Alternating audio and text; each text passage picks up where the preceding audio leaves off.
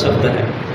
یہ نقل فرمائی قرآن کے اندر میں کہ وَظَنُّوا أَنَّهُمْ مَانِعَتْهُمْ رُسُولُهُم مِّنَ اللَّهِ، فرمایا کہ یہ کافر سمجھتے ہیں، یہ یہودی سمجھتے ہیں کہ ہم نے اپنے ملک کو مضبوط بنایا ہے، ہم نے اپنے علاقے کو مضبوط بنایا ہے، ہم نے اپنی معیشت کو مضبوط بنایا ہے، اور فرمایا کہ وَصُونُهُم مِّنَ اللَّهِ، اللہ ہمارا کچھ نہیں بگاڑ سکتا۔ یہ یہودی کہتے تھے کہ ہم نے اپنی بڑی مضبوط تیاری کر لی ہے، اپنا ملک مضبوط بنایا۔ خیبر والے اسی طرح تو کہتے تھے، خیبر والے یہ کہتے تھے کہ ہمارے قلعے مضبوط ہے، کوئی ہم سے حملہ کر کے دکھائے۔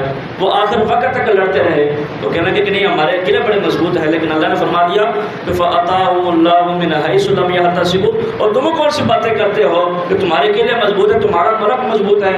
میں کہ فَأَتَاهُمُ اللَّهُ مِنْ حَيْثُ لَمْ يَحْتَسِبُوا، جب اللہ کی طرف سے حکم آ جائے گا تو تمہیں مار ایسی جگہ سے پڑے گی جہاں سے تمہیں گمان بھی نہیں ہوگا۔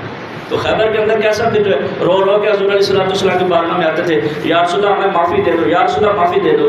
حضور علیہ السلام نے جب معافی دی تو ان کے سارے جو ہے ان کے معیشت جو ہے ان کے بالکل کمزور کر دی۔ وہی خیبر کے لوگ جو تمام عرب کو جو ہے پیسہ دیا کرتے تھے، مسلمانوں کے خلاف کیا کرتے تھے، وہ حضور علیہ السلام کے در پر پڑے رہتے تھے کہ یا رسول اللہ کچھ مال عطا ہو جائے، یا رسول اللہ کچھ مال عطا ہو جائے۔ تو یہ ان کی معیشت کو کمزور کیا حضور علیہ السلام نے۔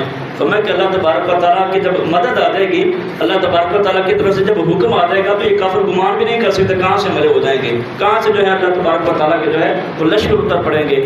فرمایا کہ وَقَذَفَ فِي قُلُوبِهِمُ الرُّعْبَ، فرمایا کہ اللہ پھر ان کافروں کے دلوں کے اندر رعب ڈال دے گا۔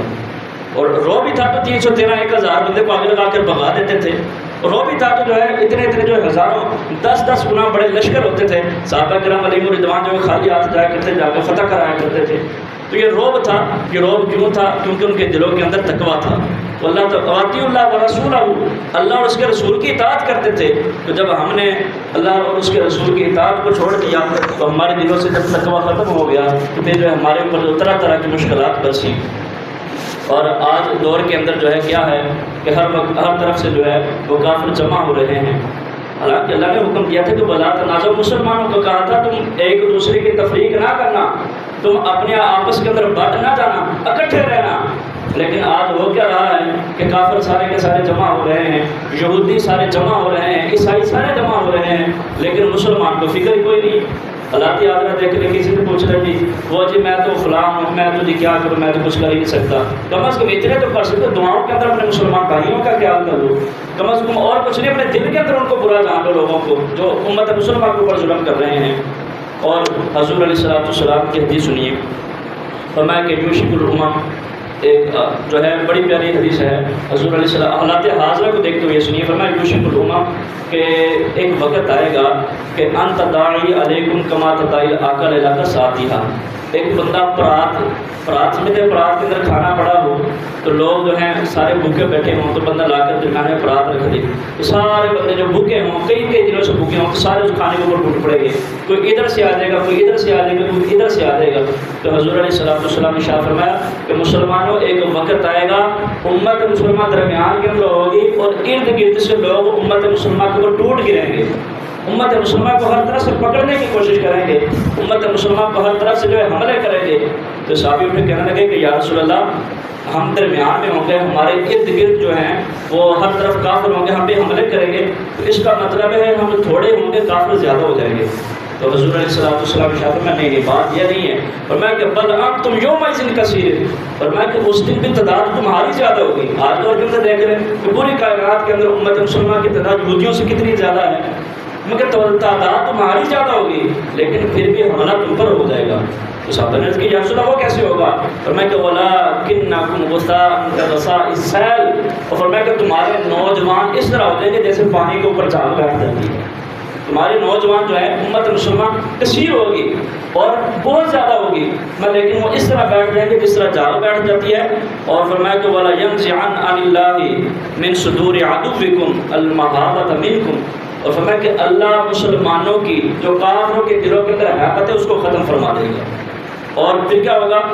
یقذفن اللہ فی قلوبکم الوہن، اور اللہ مسلمانوں کے دلوں کے اندر وہن پیدا فرما دے گا۔